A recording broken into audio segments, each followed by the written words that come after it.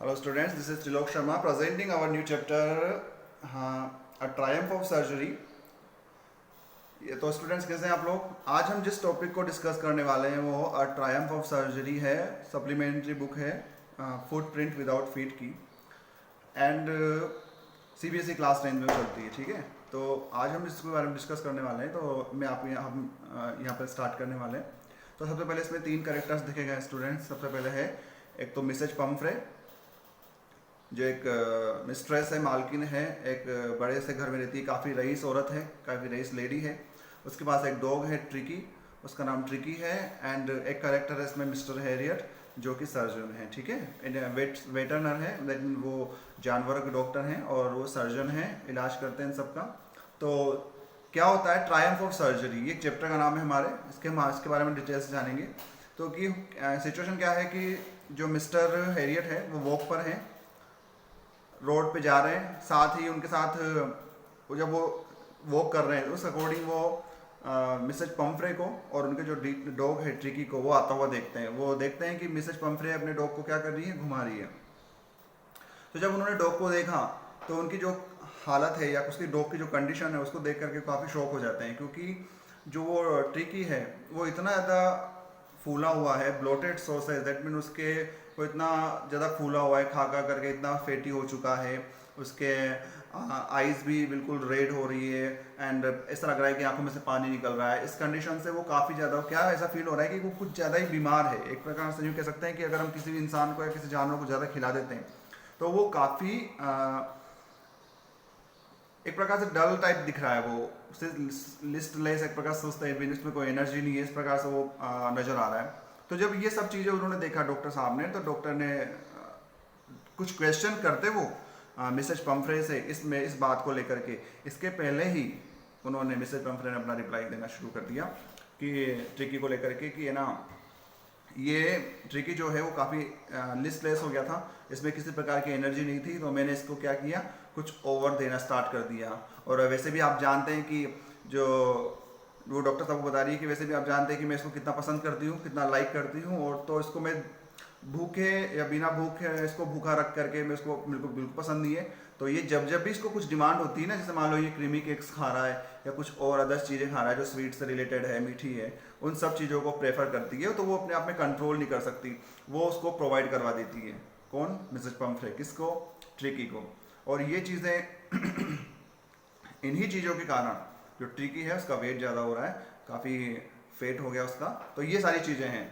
लेकिन फिर भी मिस्टर हेयर आगे बोलते हैं कि उन्होंने कहा कि है ना, मैंने आपको पहले बोल दिया था कि अगर आप इसका वेट लॉस नहीं करवाएंगे, अगर आप इसको मोर एंड मोर एक्सरसाइज नहीं करवाएंगे तो इसकी क्या हो जाएगी, हालत ख़राब हो जाएगी। और उस मीटिंग में भी उन्होंने यही सजेस्ट किया कि आप जो हैं वो ट्रिकी का पूरा ध्यान रखें, इसको ज़्यादा से ज़्यादा एक्सरसाइज करवाएं और कहीं ना कहीं इसको आप सही रखें, ठीक है। ये वाली सारी चीज़ें हो गई। ये सारी चीज़ों के बाद वहाँ से मिसेज पम्फ्रे निकल जाती है और ये प्रॉमिस करके जाती है उसको कि मिस्टर हेरियट को कि हाँ बिल्कुल मैं ना इन चीज़ों का ज़रूर ध्यान रखूँगी।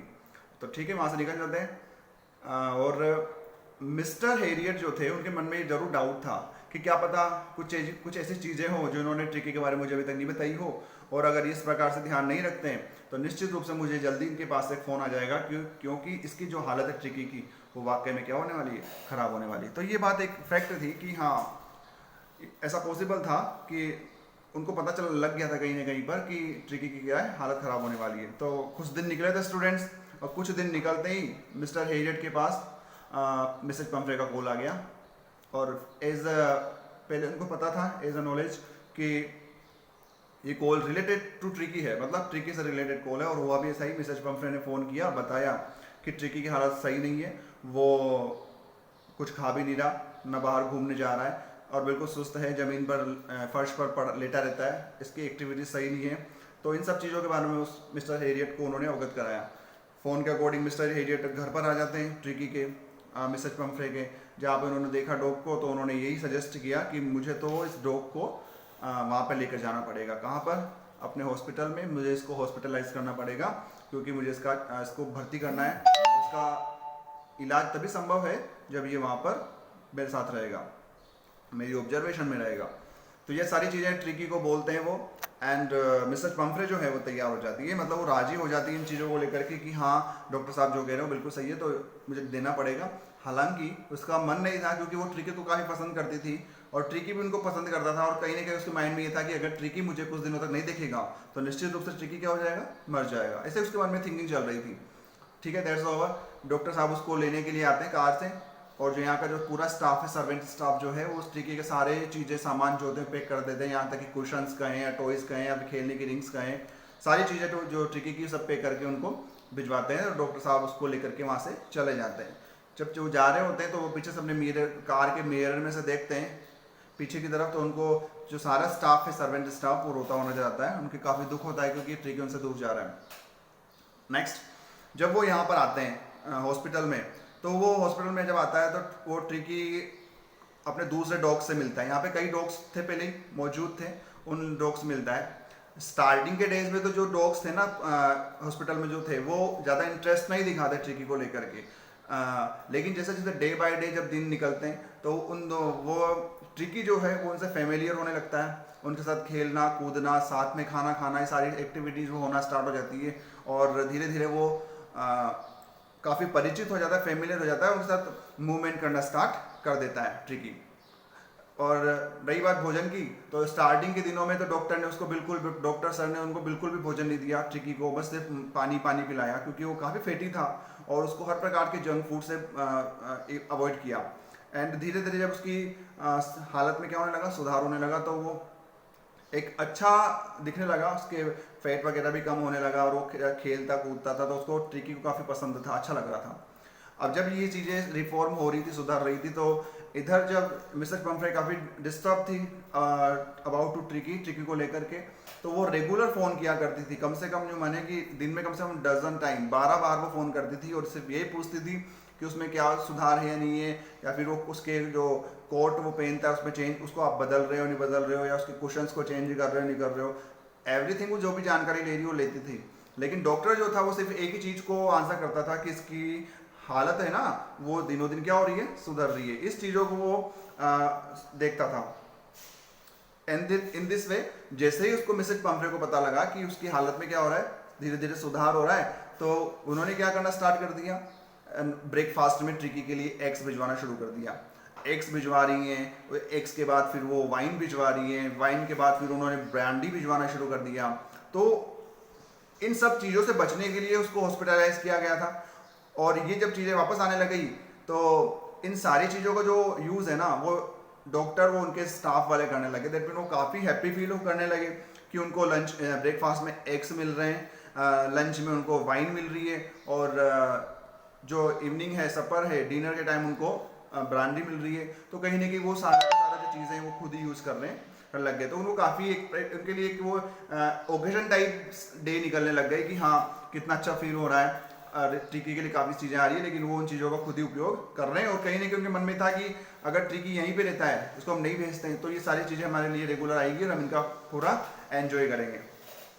लेकिन फिर भी ज़्यादा दिन इसको नहीं रख सकते थे, और ट्रिकी जो है उसको लेने के लिए मिसेस पंफ्रे का कॉल आ जाता है कि हम इसको लेने आ रहे हैं। जैसे ही वो लेने आते हैं तो एक बड़ी सी काले रंग की कार आती है।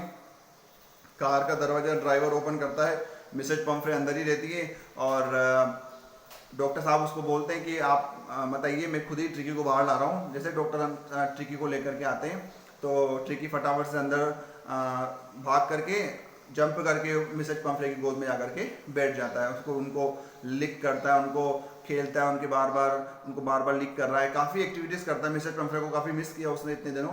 एंड फाइनली जब उसके सारे सामान वापस पैक करके गाड़ी में रखवा दिए, तो मिसेस पंफ्रे जो थी उसने लास्ट में एक ही बात बोली कि है ना, मैं आपका शुक्रिया या मैं आपका थैंक यू किस प्रकार अदा करूं। मिस्टर हेरिस से बोल रहे हैं वो कि मैं आपका थैंक यू किस प्रकार से अदा करूं, क्योंकि आपने मेरे ट्रिकी को पूर्णतः क्या कर दिया है, सही कर दिया है। एंड आई होप आपने जो भी किया है वो मेरे लिए काफ़ी ज़्यादा है, मैं इसका आपका किसी प्रकार से इसको पे नहीं कर पाऊंगी, और थैंक यू सो मच। और ट्रायम्फ ऑफ सर्जरी, आपके हॉस्पिटल की या आपके द्वारा किए गए जो इलाज है उसकी ट्रायम्फ है, ये जीत है। इसी जीत के कारण, इसी विजय के कारण ये जो है ट्रिकी की हालत में सुधार हुआ है। तो स्टूडेंट्स, ये हमने एक शॉर्ट समरी समझी है यहाँ पे। बिकॉज ये जो चीज़ है ना, काफ़ी आप समझें इस चीज़ को कि एक चैप्टर 1 है हमारा CBSE क्लास 10th का, और मिस्टर हेरियट एक डॉक्टर है, उन्होंने काफ़ी चीज़ का ध्यान रखा, उसको नॉर्मल कंडीशन में लेकर के आए एंड अच्छे से उन्होंने उसको वेल कर दिया है, ताकि मिसेज पंफे भी उसमें क्या हो गई, खुश हो गई। तो हम यहाँ पे स्टॉप करते हैं, और फिर भी अगर आपकी कोई प्रॉब्लम है रिलेटेड टू टॉपिक, आप कंसल्ट करें, क्वेश्चन करें कमेंट बॉक्स में आकर के, और मुझे बताएं। Thank you so much, good day.